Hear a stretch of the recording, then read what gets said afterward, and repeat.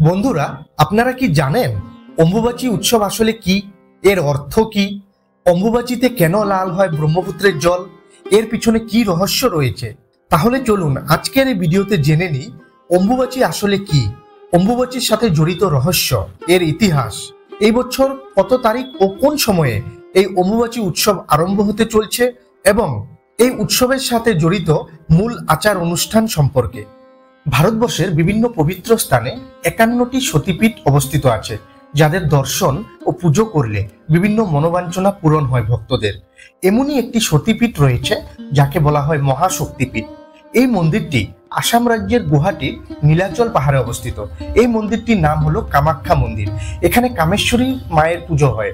কথিত আছে এই মন্দির জাদুবিদ্যা, মোহিনী বিদ্যা, ডাকিনী বিদ্যা সহ একাধিক গুপ্ত সাধনার পীঠস্থান এবং সেই তন্ত্রপীঠের বার্ষিক উদযাপন হয় অম্বুবাচীর উৎসবে।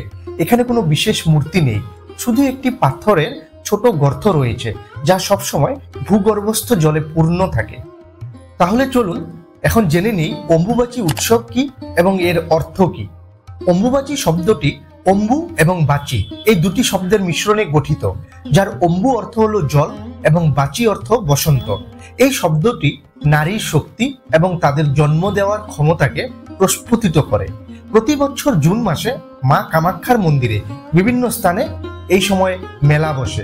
অম্বুবাচী উৎসবের সময় মা ভগবতীর গর্ভগৃহের দরজা বন্ধ থাকে এবং এই সময় দর্শনও নিষিদ্ধ করা হয়। 3 দিন পর মা ভগবতীর রজস্বলা শেষে তার বিশেষ পূজা ও ধ্যান করা হয়। চতুর্থ দিনে ব্রহ্ম মুহূর্তে দেবীকে স্নান করানোর পরই মন্দির খুলে দেওয়া হয় ভক্তদের কৃপা লাভের দর্শনের জন্য। প্রতি বছর জুন মাসে মা কামাখ্যার মন্দিরে এই সময় মেলা বসে। অম্বুবাচী উৎসবের সময় মা কামেশ্বরীর গর্ভগৃহের দরজা বন্ধ থাকে এবং দর্শনও নিষিদ্ধ এই সময়। কথিত আছে অম্বুবাচী সময় নাকি নিজে থেকে বন্ধ হয়ে যায় মন্দিরের দরজা। 3 দিন পর সেই দরজা খুলে। এই সময় গর্ভগৃহে লাল তরল লক্ষ্য করা যায়। ভক্তরা সাদা কাপড় দিয়ে পুজো দেন। অম্বুবাচীর আগে ওই কাপড় রাখা থাকে মা কামাখ্যা মায়ের গর্ভগৃহের বিশেষ স্থানে। 3 দিন পর দেখা যায় সেখান থেকে আসা লাল তরলের জেরেই লাল হয়ে যায় সাদা কাপড়। স্থানীয় বাসিন্দাদের বিশ্বাস অম্বুবাচীর পর কামাখ্যা মন্দির দর্শন করলে বিশেষ মনোবাঞ্ছনা পূরণ হয়, আর ওই লাল কাপড় কেউ যদি বাড়িতে রাখেন তাহলে যাবতীয় দুর্ভোগ কেটে যায়। এই মন্দিরে দেবীর কোনো মূর্তি নেই। এখানে মা সতীর যোনির অংশ পতিত হয়েছিল, তাই এখানে দেবীর যোনি অংশটি পূজা করা হয়, যা পাথরের আকারে অধিষ্ঠিত। যারা এই শিলাকে পুজো করেন, দেখেন এবং স্পর্শ করেন তারা দেবীর কৃপা ও মোক্ষ লাভ এবং মা ভগবতীর সঙ্গ লাভ করেন। এই শক্তিপীঠে মাতৃদেবী 64টি যোগিনী এবং 10টি মহাবিদ্যার সাথে বিরাজমান।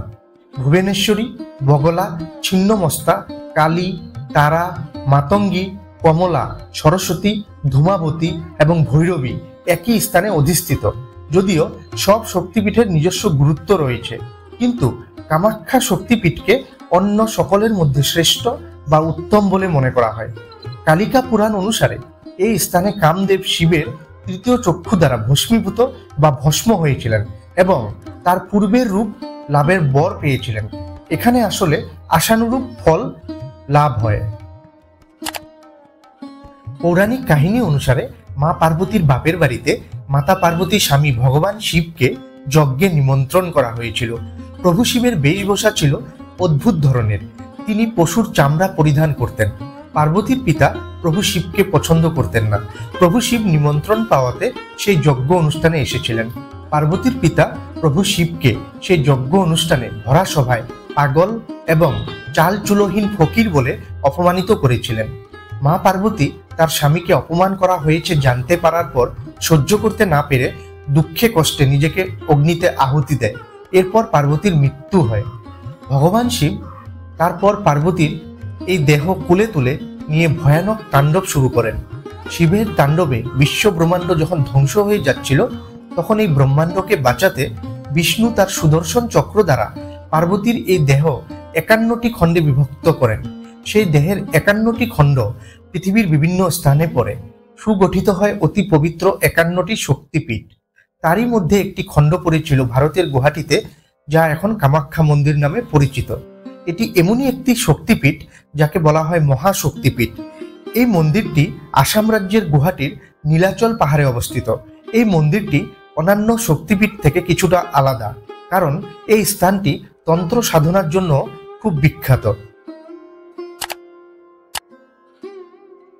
অম্বুবাচী উৎসব হলো একটি গুরুত্বপূর্ণ উৎসব, কারণ বিশ্বাস করা হয় যে মা কামাখ্যার যোনি এই মন্দিরে বিরাজমান এবং এটিকে পূজা করা হয় নিষ্ঠা ভরে। এই সময় মা তার মাসিক চক্র শুরু করেন এবং গর্ভগৃহের দরজা স্বয়ংক্রিয়ভাবে বন্ধ হয়ে যায়। এই উৎসবটি প্রতি বছর জুন মাসে পালিত হয়, কারণ এই সময় মা কামাখ্যার বার্ষিক ঋতুস্রাব শুরু হয়। অম্বুবাচী উৎসব ও সেই সঙ্গে ব্রহ্মপুত্র নদীর জলের লাল রং হয়ে যাওয়া নিয়ে বিশ্বাস ও কাহিনীও প্রচলিত রয়েছে। দেবী কামাখ্যা, যাকে শক্তির প্রতীক বলে মনে করা হয়, তিনি ঋতুমতী এবং এর কারণে ব্রহ্মপুত্র নদীর জল লাল হয়ে যায়। এই বিশেষ উৎসব 3 দিন ধরে চলে। এই সময় ব্রহ্মপুত্র নদীর জল লাল হয়ে যায়, এরপরই সেই জলের রং নিজে থেকেই স্বাভাবিক হয়ে যায়। মনে করা হয় যে মায়ের ঋতুস্রাবের কারণে এমনটা ঘটে থাকে। এই সময় বাড়ির মহিলাদের ব্রত পালনের অনেক নিয়ম রয়েছে। শাস্ত্র মতে এই ব্রত অবশ্যই পালন করতে হয় বিধবা ও ব্রাহ্মণদের, তবে সধবাদের জন্য নিয়ম রয়েছে। এই সময় মূলত পাক দ্রব্য খাওয়ার নিষেধ থাকে। সেই সঙ্গে প্রকৃতি মায়ের বিশেষ যত্ন নেওয়ারও নিয়ম রয়েছে। কৃষকরা কোনো প্রকার বীজ রোপণ বা মাটি খোঁড়ার কাজ এই সময় করেন না। ভক্তরা এই বিশ্বাসেই বছরের পর বছর ধরে অম্বুবাচী ব্রত পালন করে আসছেন। এই সময় প্রচুর ভক্তদের সমাগম হয়, প্রচণ্ড ভিড় হয় মন্দির চত্বর। কামাখ্যা মন্দির চত্বর এই অম্বুবাচীর সময় বিশেষ উৎসবের আবহে সেজে ওঠে।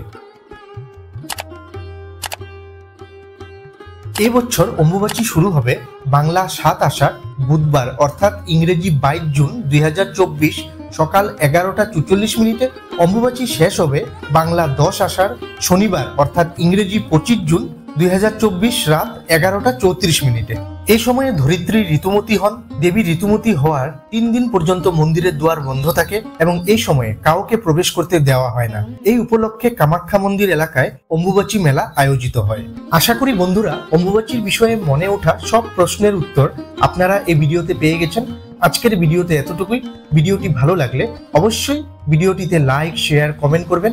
আর এমনই নলেজফুল কন্টেন্ট পাওয়ার জন্য আমাদের চ্যানেলটি অবশ্যই সাবস্ক্রাইব করে দিবেন। নতুন এক নলেজফুল ভিডিওর সাথে আবার দেখা হবে। ধন্যবাদ।